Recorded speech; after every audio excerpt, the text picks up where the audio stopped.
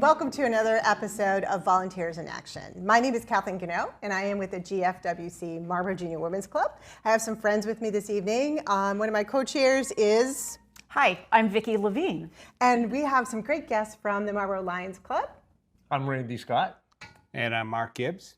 Welcome, everyone. Thanks for coming. As we have been working together in some projects, I've noticed there's a lot of alignment in working in a nonprofit. And I think when we're looking for a place to give back to our community, we look for nonprofits. And what's amazing is we have many nonprofits in Marlborough. And Marlborough Lions and the Marlborough Junior Women's Club is just two of those.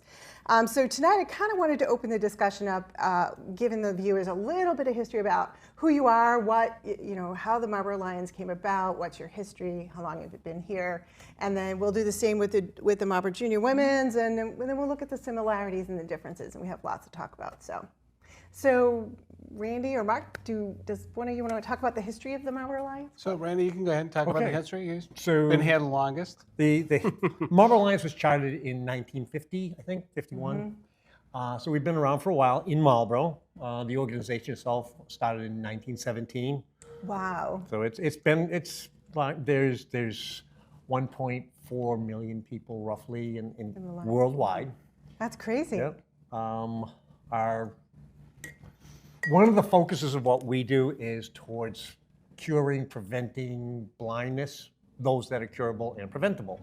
A lot of it goes towards education or helping people deal with those afflictions. Yeah. But primarily, the Marlborough Lions Club is about taking care of people in Marlborough. Awesome. So that's great. So Vicki, you have a little bit of history about the GFWC Marlborough Juniors. I do, yeah. Okay. Thank you. So we, the overall GFWC, was actually founded in 1890. Oh, we beat ya. And we have throughout the world about 60,000 members. You beat us. And let's see, and the Marlborough chapter was actually founded in 1964. And we're very, very excited because this year, 2024, is our 60th anniversary. Right. And we're going to host a wonderful celebration with the community. So that information will be coming up in the next few months. Yeah, and I think the Marlborough Juniors, GFWC, our parent organization, we have a headquarters in Washington. So these women were part of the suffrage movement, but they were really known for starting libraries in the community. So just like the Lions Club, we are very focused in our community with education and in helping to bring reading and literacy to our communities. What are some so you mentioned a couple types of projects that you do. Do you have categories that your organization focuses on? Categories as in like... Well, education being one of them. Are there other areas that you tend to... Well, we do scholarships. We do a lot of programs in the community. We help with the senior center. We've done our senior dinners with that as well. We have what's called an iMobile. That's in the district. iMobile, what is that? It's where we do eye screenings for children in elementary schools. So we drive a big Winnebago. You must have seen it in the parades. Did you know this? I did not know this. I knew about the eyeglasses, but not the iMobile. Yeah, we have an iMobile. It's a wonderful device. I mean, you go in there and you can do screen children and one of the great things about the iMobiles, we have a couple spot cameras, they're called. And what it is, it's an infrared camera that looks at the eyes of children, infants even. Yeah. And as they look into the camera, you can tell their eyes, whether they need glasses or don't need glasses. That's very before cool. They can even speak.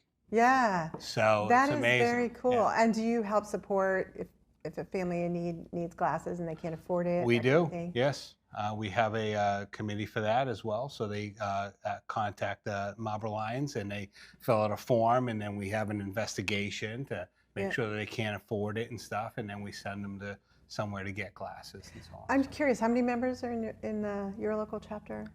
We have about 35 or so right now, 20 of which are pretty active. Yeah. I think that's probably true of most of the service organizations. Yeah, you always have know. different levels of involvement, I think. Well, Yeah. when I started, there was about 60, I think, or so. But it's gone down. And even during COVID, it even went down a little bit further. Yeah, I think a lot of organizations lost, and as well as businesses lost, involvement in this kind of thing. And it was hard to come back. Yes. Because you get that energy going when you're in that momentum going in your fundraising and whatnot, and then you get challenged by the things that you can't. It was very difficult coming back. Yeah. I happen to have the wonderful task of being the president. At the time. Yes, and when I came back the first year, I said to the members of the club, I said, I don't know where we're going to go from here, but let's just try everything. And we'll see how well it goes. We'll try some of the old things. If somebody has a new idea, let's try it. Let's just do stuff. Let's find out what the real needs for people are now, because needs have changed. Yeah, both in the community as well as in the group. So the getting people back into meetings again and things like that to get things done. Because if you don't have people coming together, it's really hard to Loss of momentum. Yes. Loss of momentum That's is a what good we one. had. Yeah. So Absolutely. within our juniors, we have categories that we service as well. Do you want to share some of those, Vicki? Some of that club? Sure. So we have children's advocacy. Yeah. So we have some Very overlap there. similar. Actually, speaking of children's advocacy, I found out because of our base in the library, since 1986, every club member that has a baby, that baby gets a book. Yeah. So we like to read. So, as you can see, glasses are very important to read. We And can to help you see. with that. Yeah, thank you. Seriously. Thank you. So we have advocacy for children. We do diversity and inclusion, which is actually part of our motto, which is unity in diversity. That's the GFWC's Right.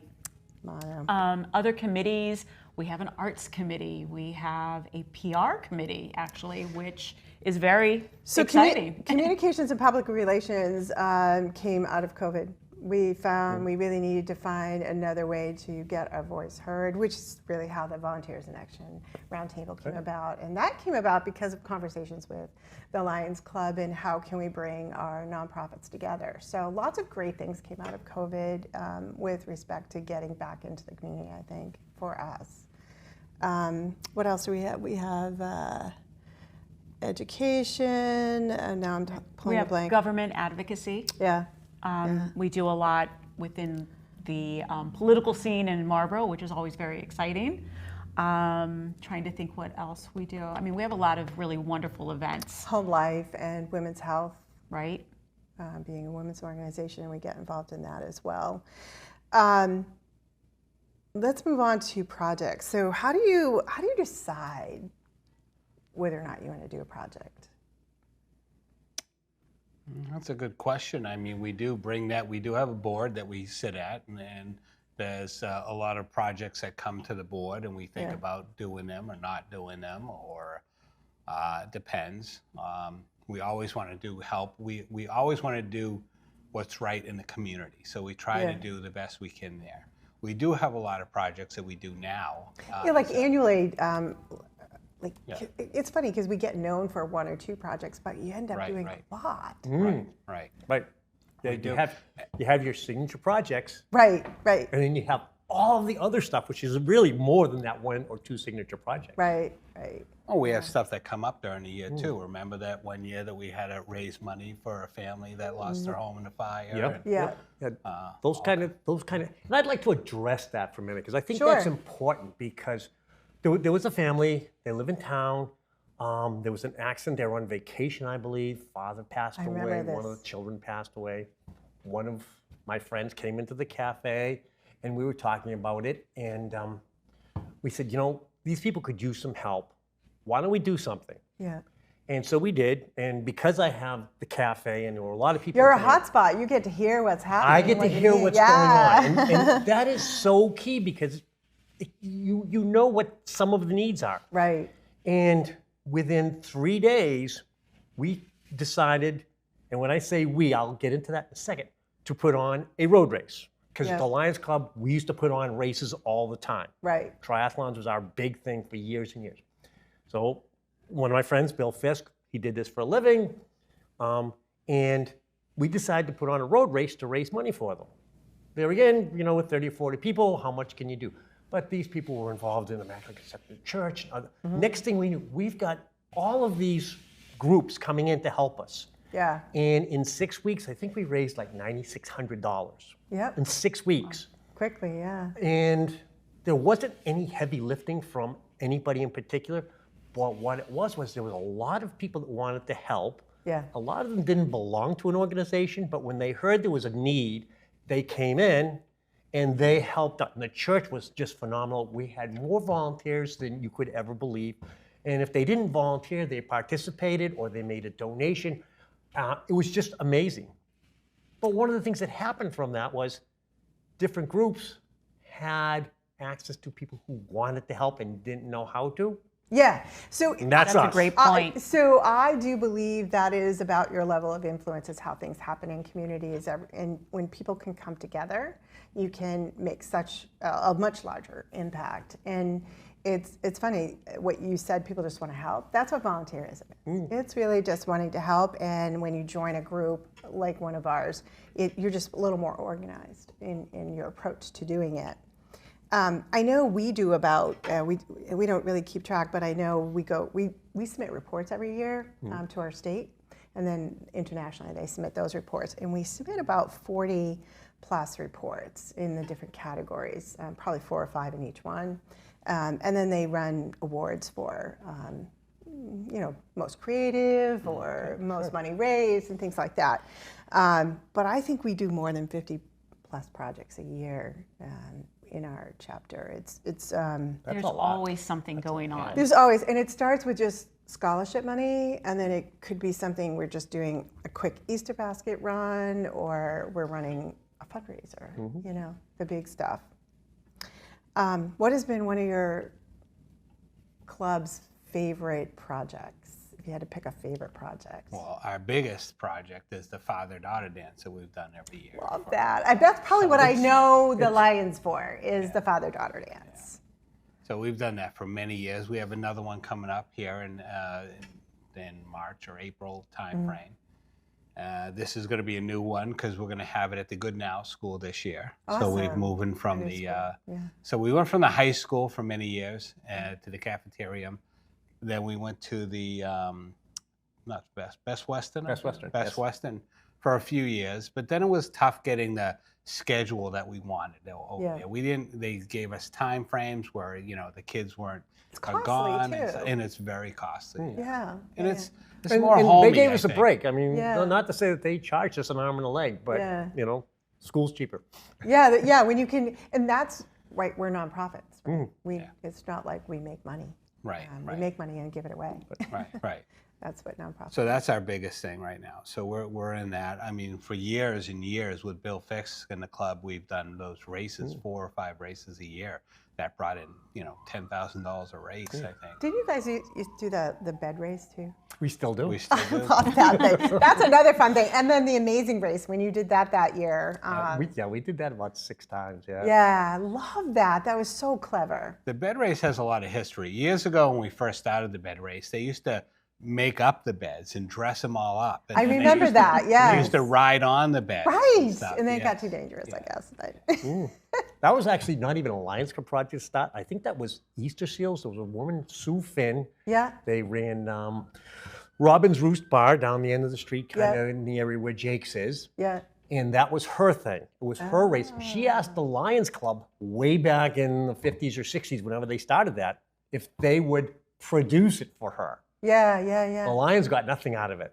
Yeah. Oh, It was just interesting. a service project for them to help this Easter sale fundraiser because she had this idea and she was a wonderful organizer, made a lot of money on this race. Everyone had a wonderful time. Yeah. But she didn't have any volunteers because she Right. didn't belong to an organization. Right. So she found one. So that's interesting. Yeah, we have a signature project, Princess Boutique, that also we took over from someone else that was moving or couldn't do it anymore. And I think it's been 15 years now since we've been doing it. And that just kind of grew and grew and grew. And That's now the it's prom dresses? It is, the collection of prom dresses and handbags and jewelry, and we're in the process of collecting that stuff now. So if anybody is looking to make donations, we are we just had a dress drive at Hudson Heights. We did. It was a huge success. It was a sort of a last-minute thought, but it was put together really well and nicely. We had 111 dresses dropped off in a short time frame. between 9 and noon at Hudson High School. 35 cars. We kept count because we wanted that for our reports. But everything's about the report. But it was just so nice. People just wanted to clean their closets, make the donation, make a difference in somebody's life so that they can go to prom in case they couldn't afford it.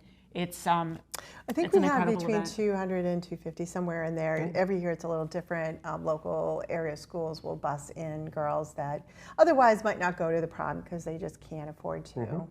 And so it's very hands-on. A lot of volunteers. I don't even know how many volunteers. We actually have more volunteers on this project than we have our members involved.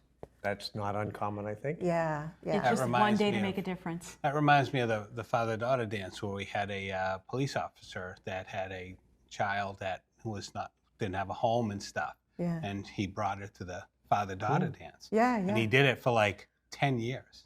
Cool. He would bring this girl. And because he helped her out and everything was amazing. Yeah. So, those are the kinds of stories that don't get enough attention, I don't think. And sometimes they shouldn't. Yeah, well, and sometimes it's the privacy thing, right? You need to have that. We have an upcoming collaboration which started last year, but it started out with, hey, we need to know what the other groups are doing because we don't want to steal anyone else's thunder, but we want to run a great event. And then there was this discussion about how do we make this happen, and then from that, Family Fun Festival was born last year, right? So. And I have to say so myself, this is the core. This is the Family Fun Festival core. We have a few other people not able to make it here tonight, but what prompted you? What's the story behind Family Fun? What was the mission? Well, it was interesting. As I said to you, like just after COVID, I was president of the club, and I thought for a long time, even before then, wouldn't it be nice if you could do one of those old-time 1950s thing with the pie eating contest and the three-legged race? And Mark Vital, who's a member of the Rotary Club, was in, and he was just becoming president. I was just going out, and he was just coming in.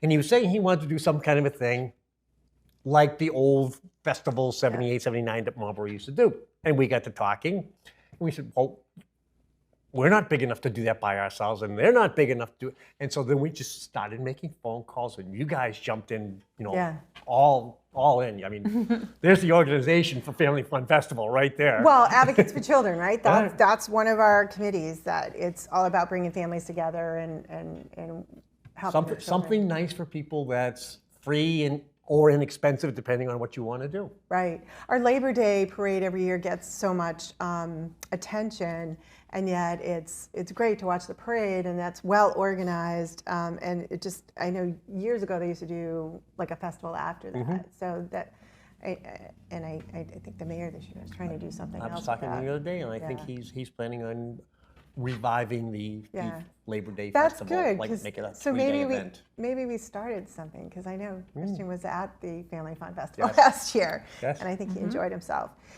So what are some of our plans this year? What are some of the different things we're going to do this year?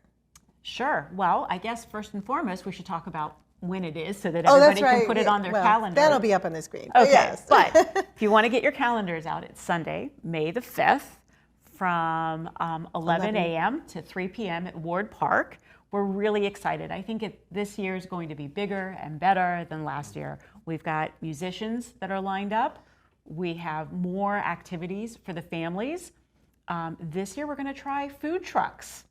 Yeah, the food truck idea I think was a good idea. A lot of people were looking for food. It was a long day. It was beautiful last year. So we're hoping the food truck concept will help families to hang out. And one of our issues too was with the food, we didn't have enough volunteers to be doing it ourselves. Right.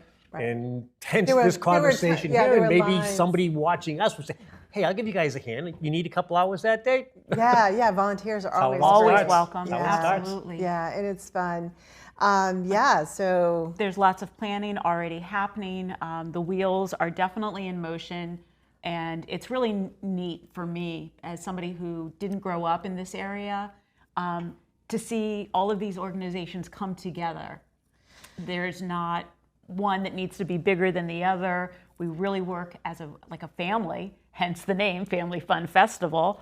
But it really is for the community, and we are going to do our very best to get the word out. Yeah, we should mention it's the Eagles, Rotary Club, Lions Club, and the Marlborough Junior Women's Club for this year. All coming collaboratively together, which means we already started meeting. This is not like turn it on and we just do it again. It's every year we learn something new from our project. We started in December. Right? Yeah. And we get a lot of help from the city with this too, because I wanted you to talk about that because I do think it's important to have the city backing a project like this. I mean, one of the things that I do, I've been having meetings and emails and discussions with Chuck Thibodeau down at the Recreation Department and Dan Jackson from facilities, making sure that we have water available in porta potties, and the city's footing the bill for some of these things for us, so that we don't have to go out and get all that extra sponsorship to cover those things. Because did I mention we were nonprofits? You did. They've been very generous. It's actually very fun to work as a collaboration with the city in this project because it's one that everyone should be involved in. What else? Is there anything else for Family Fun Festival that we want to share at this point? I know we're still in process. I think we should wait until waiting. we really know what's going on, because we don't know. We have a lot of things pending. Yeah, I will say to you, our station director, Ryan, is great about sharing things with the viewers on what's happening with Family Fun Festival. I think it's just important to save the date. We'll throw the date up on there for everybody so they can join us on that day. It should be fun. And just pray for sunshine. No, that's already ordered. That's already ordered. But we're looking for artisans and vendors. Oh, we are, because we would love to make a whole village of artisans and crafters. So all of the information can be found actually on Facebook. The majority of our promotion and information will be shared on Facebook. Just look up 2024 Marlborough Family Fun Festival. There's an event up already. There's an event, yes. Yeah. So vendors, musicians, corporate sponsors. We love corporate sponsors because we're nonprofit. Right. One more time. We're a nonprofit. Exactly. That's my favorite line. But it's true. I mean, we appreciate everybody's donation, time, effort. It takes a lot of hours. Yeah. This, like you said, is not just something that happens the next day. It's a lot of pre-planning. So this is my question for us, just to circle us back to the why we're here. What do you get out of being a volunteer? Why are you, how long have you been with the Lions? 35 years or so. Mark? 20 some odd years. Yeah, so long time. Yes. What keeps you in it? The joy of helping people and giving back to the community. I mean, I grew up here in this community. I left for 10 years and came back, but I mean, I grew up here. I love it, and I think it's a great community. So. Yeah. Randy? There's need in this community. As I said, need. I see a lot of people.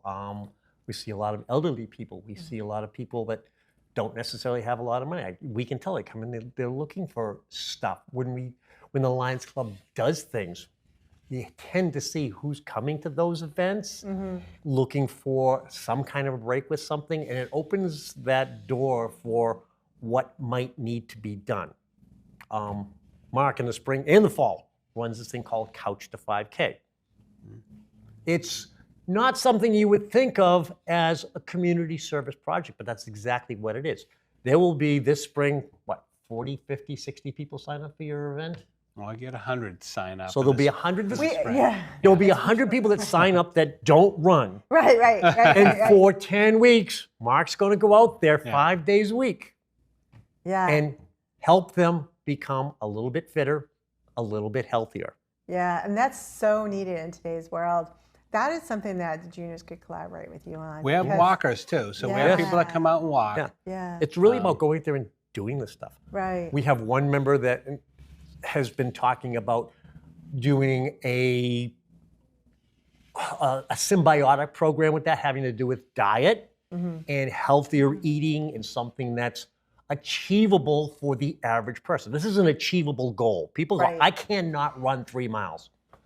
There will be, on week 10, we do a mock race, Yeah. and there will be 30, 40 people that will finish. Yeah. Yeah. That will finish. Yeah. Right? And some that have never done it before. Some that- On week 1, they've run 30 seconds. Yeah. Yeah. Can't make it.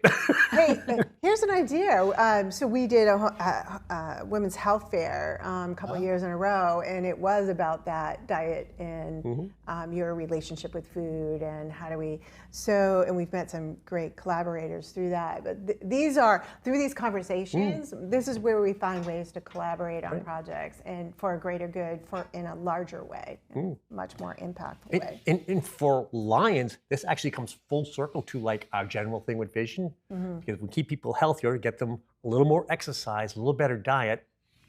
We're trying to take diabetes out of the picture. Yeah. One of the major causes of blindness is diabetes, Yeah. or vision impairment is diabetes. We're trying to take that out of the equation just a little bit. You know, if we can save 10 people in 2 years from getting adult onset diabetes, hey, that's a pretty big win. Yeah, that's an impact, and it is about how we can impact. And you never know. You just don't know. Yeah, you volunteer a lot. Is there something different you get out of being a volunteer? You volunteer yeah. too much. I have to say. She's in a lot of different things. I am, but it's very special. It's just, again, like you said, it's the giving back. For me, it's the smiles on the little ones' faces. Yeah. It's people coming up to me saying, hey, I know you from last year, or I remember you. That's a nice warm feeling. It just warms my heart. That's why I do it. Yeah, so volunteering is a good thing. It definitely is. Before we wrap it up, any projects or events or other things other than Family Fun Festival you guys have coming up that you want to share with the viewers at this time that they should be watching for? And Ryan can always put it up on the screen later too. Working on doing a scavenger hunt fundraiser this spring. Don't have any details on it yet, but actually I'm probably going to be meeting this week sometime with one of the members so we can get that together. It's going to be an online Sounds like fun. Facebook kind of a thing, so that Fun. people, yeah, That it's sounds good. great. I know how to build a game. I did the Amazing Race. Jim Ash and myself, we structured the game, so I'm pretty good at That's building where a we game. have some Lions juniors, the Marlborough Juniors used game shows too, and a lot of our events and fundraisers, Deal or No Deal, and Dancing with the Local Stars. So there's a lot of similarities in our groups, and yet we're different, which is, I think, amazing that we can collaborate together. We have Princess Boutique, which is coming up, and do you know the date for Trivia Night? Oh, I do not. We'll get you those dates, but you can always go to our Facebook page, GFWC Marlborough Juniors, and capture the upcoming events that we have. But Princess Boutique and Trivia Night is one of our larger fundraiser. Princess Boutique is a service project, and Trivia Night's a fundraiser. Well, thank you guys for coming tonight and collaborating. I'm looking forward to Family Fun Festival, and it's going to be bigger and better than last year. So let's just keep the conversation rolling. Yes. Thank you for having us. Thank you for having us. Yeah. Absolutely.